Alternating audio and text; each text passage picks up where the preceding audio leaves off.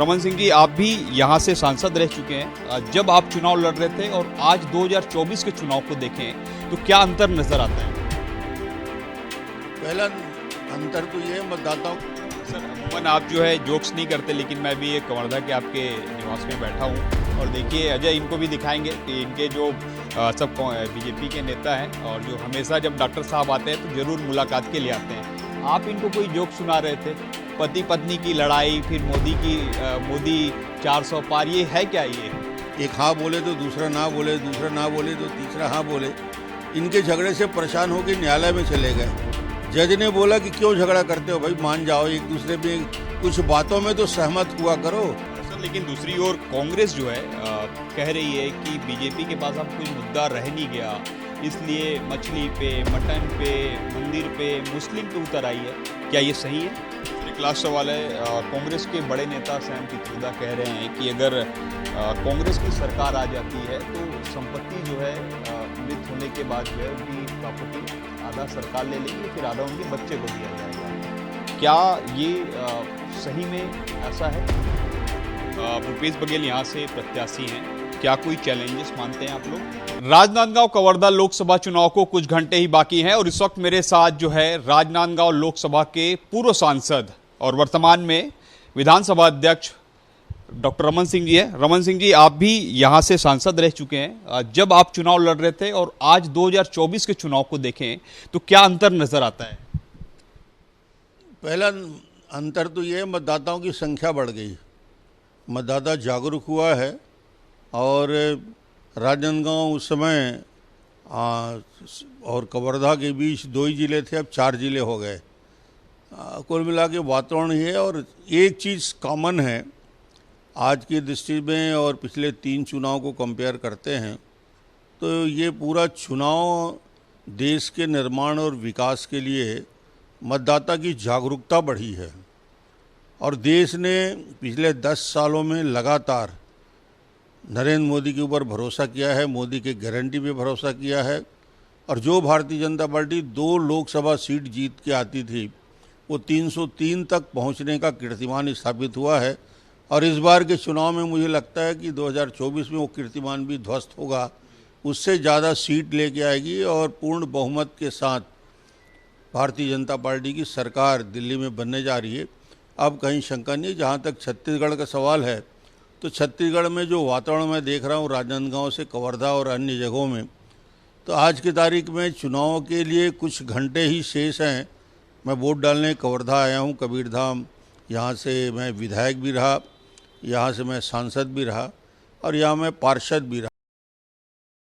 धाम और कवर्धा की धरती पे मैं ये कह सकता हूँ कि जो राजनांदगांव लोकसभा का चुनाव है, स्पष्ट रूप से संतोष पांडे प्रचंड बहुमत के साथ जीत रहे। और भूपेश बघेल, विधानसभा में भी भूपेश बघेल की कांग्रेस की हार हुई है, उनकी नीतियों की हार हुई है।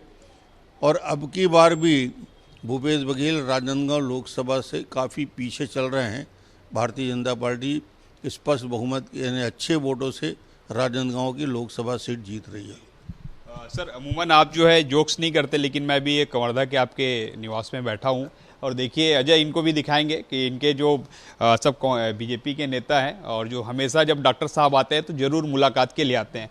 आप इनको कोई जोक सुना रहे थे, पति पत्नी की लड़ाई, फिर मोदी 400 पार, ये है क्या? ये देखिए, चुनाव चल रहा है, चुनाव में अब मतदान के लिए कुछ घंटे बाकी हैं, हल्की फुल्की बातें हो रही है। प्रश्न इस बात को लेकर है कि जनता का मूड क्या है, तासीर कैसे बना हुआ है। तो जोक्स में भी वो दिखने लगा है कि देश की जनता किस प्रकार के जोक सुना रही है। एक पति पत्नी में बहुत झगड़ा हुआ करता था, सवेरे से रात झगड़ा करते थे, एक हाँ बोले तो दूसरा ना बोले, दूसरा ना बोले तो तीसरा हाँ बोले। इनके झगड़े से परेशान होकर न्यायालय में चले गए। जज ने बोला कि क्यों झगड़ा करते हो भाई, मान जाओ, एक दूसरे में कुछ बातों में तो सहमत हुआ करो। बोले नहीं, हम किसी बात में सहमत नहीं हैं। जज ने कहा मैं परीक्षा लेता हूँ, यदि मेरे प्रश्न का जवाब अलग अलग दोगे तो तलाक मंजूर हो जाएगा, मगर जवाब एक साथ एक दोगे तो मैं तुम दोनों को बोलूँगा कि साथ रहो। तो बोले कोई प्रश्न करिए, हमारा जवाब अलग अलग रहेगा। तो जज ने पूछा इस बार भाजपा 400 पार, दोनों ने कहा कि भारतीय जनता पार्टी 400 पार, अब की बार मोदी सरकार। ये दोनों प्रश्न का जवाब जज ने कहा कि दोनों जब एक ही बात का जवाब एक साथ दे रहे हो, इसका मतलब तुम दोनों को साथ रहना पड़ेगा। तो ये हालत देश के हैं। सर, लेकिन दूसरी ओर कांग्रेस जो है कह रही है कि बीजेपी के पास अब कोई मुद्दा रह नहीं गया, इसलिए मछली पे, मटन पे, मंदिर पे, मुस्लिम पे उतर आई है। क्या ये सही है? देखिए, कोई मुद्दा बनता नहीं है।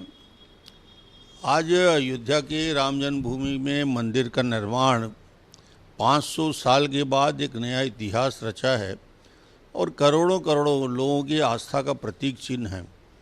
और वो कोई वोट की राजनीति नहीं है, आस्था है, विश्वास है, हमारे संकल्प है और सनातन को पुनर्जीवित होने का एक संकेत है। और मोदी जी के नेतृत्व में जब भव्य मंदिर का निर्माण हो चुका है, लोगों का विश्वास भी पक्का हुआ है कि मोदी जो कहते हैं वो करके दिखाते हैं। तो ये विश्वास देश का अर्जित हुआ है। तो निश्चित रूप से मंदिर कोई चुनाव का मुद्दा नहीं है, पर भारतीय जनता पार्टी को मजबूती बनाने में एक महत्वपूर्ण हिस्सा रहेगा। सर, एक लास्ट सवाल है।